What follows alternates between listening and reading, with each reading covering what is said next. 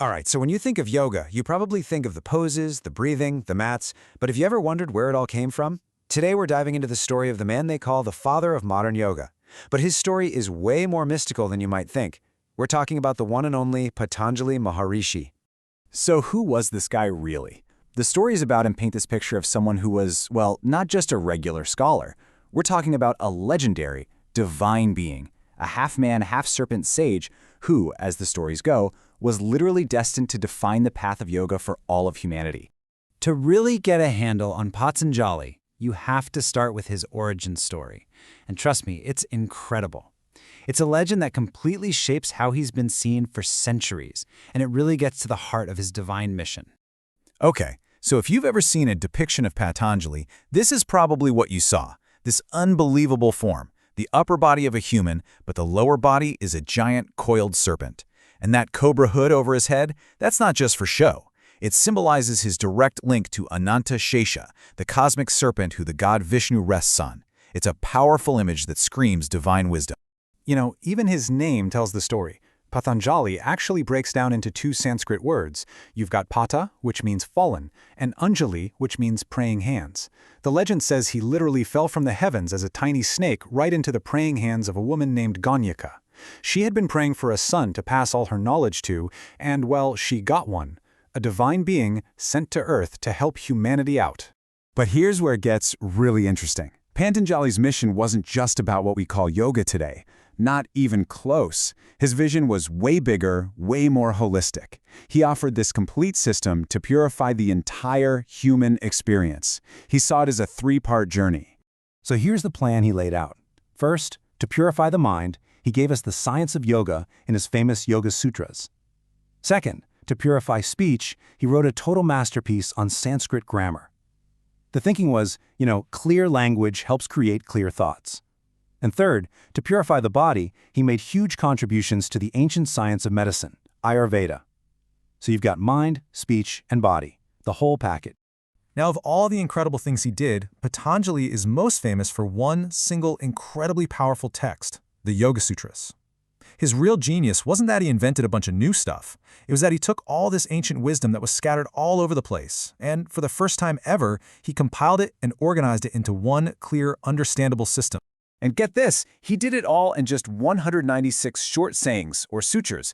I mean, think about that for a second. An entire philosophy for understanding and mastering the human mind, all distilled into just 196 short, potent threads of wisdom. It's just a masterclass in getting straight to the point.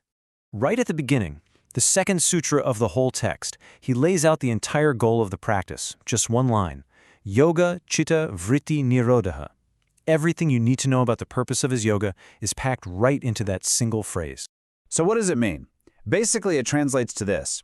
Yoga is the calming of the fluctuations of the mind, and this is absolutely crucial. See, Patanjali isn't talking about how flexible you are or whether you can do a headstand. He's defining yoga as the practice of making your mind still and clear. The physical poses, they're just one of the tools you use to get there. And he organized these 1960 sutras perfectly into 4 chapters, or padas. It's like a roadmap. The first chapter defines the goal, which is concentration. The second one tells you the actual practices you need to do. The third talks about the powers or abilities that can come from that practice. And the final chapter describes the ultimate goal, liberation. It just walks you through the whole journey, start to finish. Okay, so that's the roadmap. But how do you actually walk the path? Well, Patanjali gives us a super clear, practical guide for that too. It's known as Ashtanga Yoga, which literally just means the 8-limbed path. This is really the heart of his teachings on how to actually do it. And what's so interesting is that the journey doesn't even start on a yoga mat. It starts with ethics and self-discipline. Basically, how you treat the world and how you treat yourself. Then you get to asana, the physical postures that most of us think of when we hear yoga. But look, it's only the third step. From there, the whole path turns inward, controlling your breath, pulling back your senses, focusing your mind, sinking into deep meditation, and finally reaching samadhi, that state of total union with your true self. So why on earth does this ancient sage and his text from like 2,000 years ago still matter so much in our crazy, chaotic, super connected world?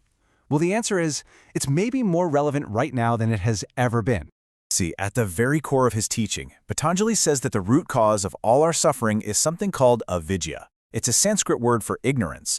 But we're not talking about ignorance of facts and figures. It's a much deeper ignorance, an ignorance of our own true peaceful nature. We get so caught up in those fluctuations of the mind that we totally forget who we are underneath all that mental chatter. And that really brings us to the big question for all of us today, doesn't it? Our modern world feels like it was designed specifically to create mental fluctuations, notifications, deadlines, social media, endless news. So how can we possibly find that inner calm that Patanjali is talking about? His work suggests the answer isn't out there somewhere, it's right inside us, through the disciplined practice he laid out so clearly. And that, really, is the ultimate takeaway here. Patanjali's amazing gift to all of us wasn't a workout routine. It was a clear, profound, and absolutely timeless roadmap. It's a guide to help us move beyond all the noise, to understand how our own minds work, and ultimately, to discover a real, lasting sense of self-awareness and inner freedom.